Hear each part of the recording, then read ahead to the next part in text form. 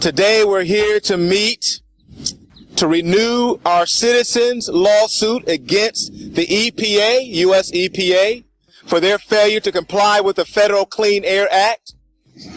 1 year ago, we actually stood right here in this same place to initiate a legal challenge against EPA Regional 4, and that's Atlanta, charging that North Carolina granted a permit to Duke Energy combustion turbine project in Hamlet, North Carolina, that was in violation of the Federal Clean Air Act and environmental justice laws. So that petition said then, in sum, the permit allows excessive emissions of air pollutants that are having a negative impact on the public health and allows an ongoing environmental injustice. And we called the EPA then to object the permit, and it's been over 300 days and no response. September the 17th was actually the day, it was our 1 year anniversary of filing that first legal challenge to the EPA on this permit. Over 300 days late,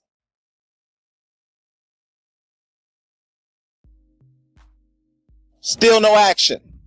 So who is going to hold Duke accountable?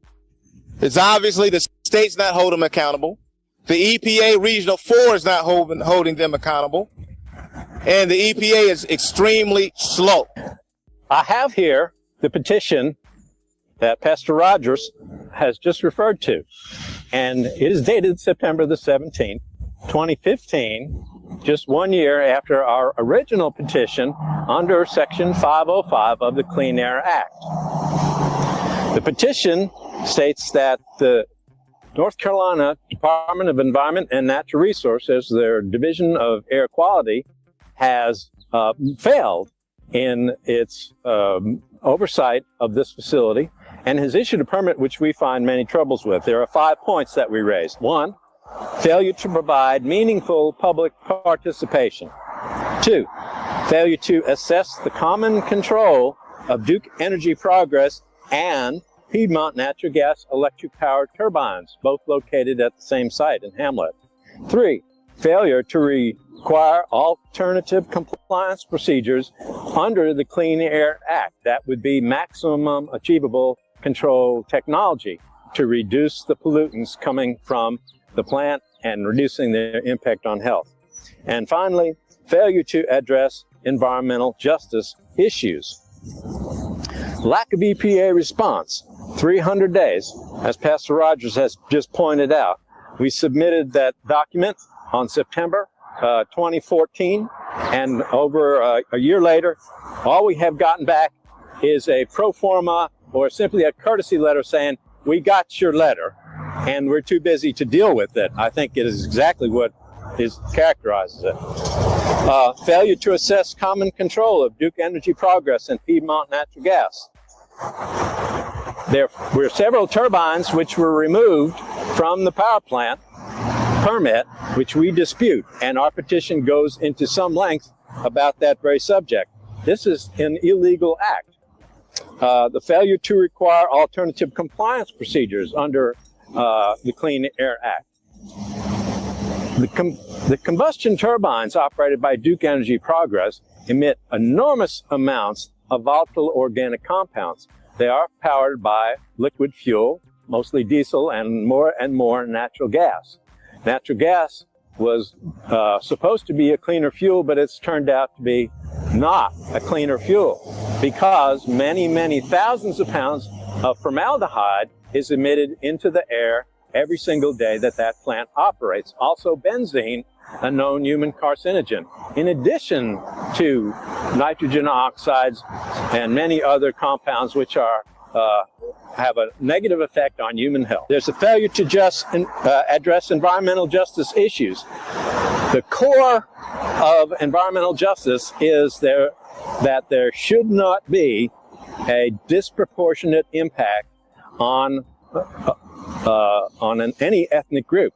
In this case, we're talking about population of Richmond County, for example, which is 31% black, which is 41% above the state average. and 28% of the residents live below poverty level compared to the statewide level of 16.8%. In other words, Richmond County has 47% more of its people living below poverty level than other counties in North Carolina. And I just want to add to that, 86% of those that just live within a 6-mile radius of the power plant are African Americans. That's exactly right. The closer you get to the plant, the more stark is the comparison. For example, in the town of Dobbin Heights, That's right. 83% of the residents are African American. 32% of the population is below the poverty line. According to the Richmond County Health Department, Richmond County ranks significantly higher than other counties in the region for a 5-year span from 2007 to 2011 for emergency department visits and hospital inpatient stays, primarily because of asthma. Asthma is directly related to air pollution. We believe, and we have requested from the EPA, that they reopen the Richmond County Combustion Turbine Facility Permit. This is within the power of the United States EPA. EPA is our backstop against a bad job done by the state of North Carolina. So one or the other has to do the right thing here. We also feel that the disproportionate impact should be corrected by a disproportionate amount of pollution control. That is, to make up for the disproportionate impact of the pollution on the community, there should be an extra level of pollution control, and that would be the maximum achievable control technology, which the state of North Carolina has failed to require, and now the EPA seems to be playing cat and mouse with us in terms of their failure to respond. We will not give up until the EPA responds, and we will be doing further things in the upcoming months. Eddie, my name is Debra David. I'm the treasurer of the Concerned Citizens of Richmond County, a resident of Hamlet, and I want to speak a little bit on Duke Energy. Ever since Duke Energy shifted to natural gas, the pollution has tripled in that county. And I've been living there all my life, and in the past several years, the pollution has got worse. I have an associate, Kim McCall, a member of the Concerned Citizen of Richmond County that live within a half a mile of Duke Energy plant. She's been having respiratory problems in the past year, more than I ever seen. I never known her to have any asthma or any kind of breathing problems until the past year from this pollution coming from Duke Energy. I believe, and she also believes, and other members of our group believe, that the health problems are coming from the pollution that Duke is producing out there in that area. And our group has tried for over a year to make sure Duke and the state is held accountable. But it's shameful that the EPA region has also dropped the ball.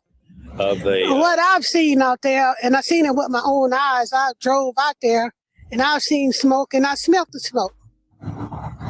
Of course, I went out there this morning, but it looked like fog in some other areas. But when I went out there, it smelled like smoke. I went to go pick up the flyers. That smelled like smoke out there this morning, and I seen a long line of smoke going straight across and nothing on the outsides of it.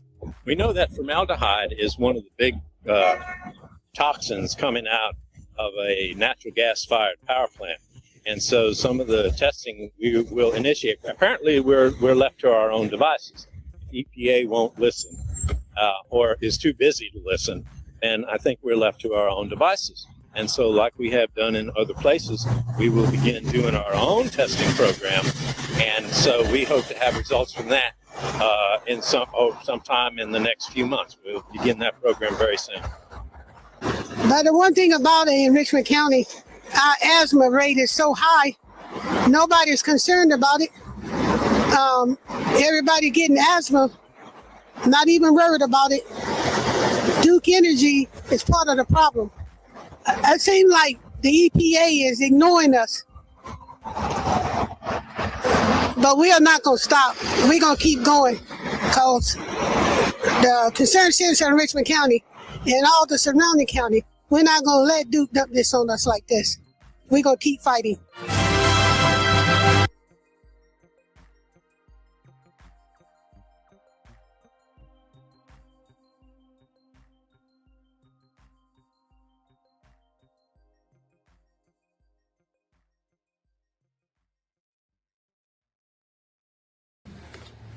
Mr. Sean Ingram from Rockingham in Richmond County. He's a farmer and co-founder of Richmond County Coalition for Justice and Black Empowerment. Thank you for that. Good afternoon, everyone. Good afternoon. I'll be quick, brief, impactful.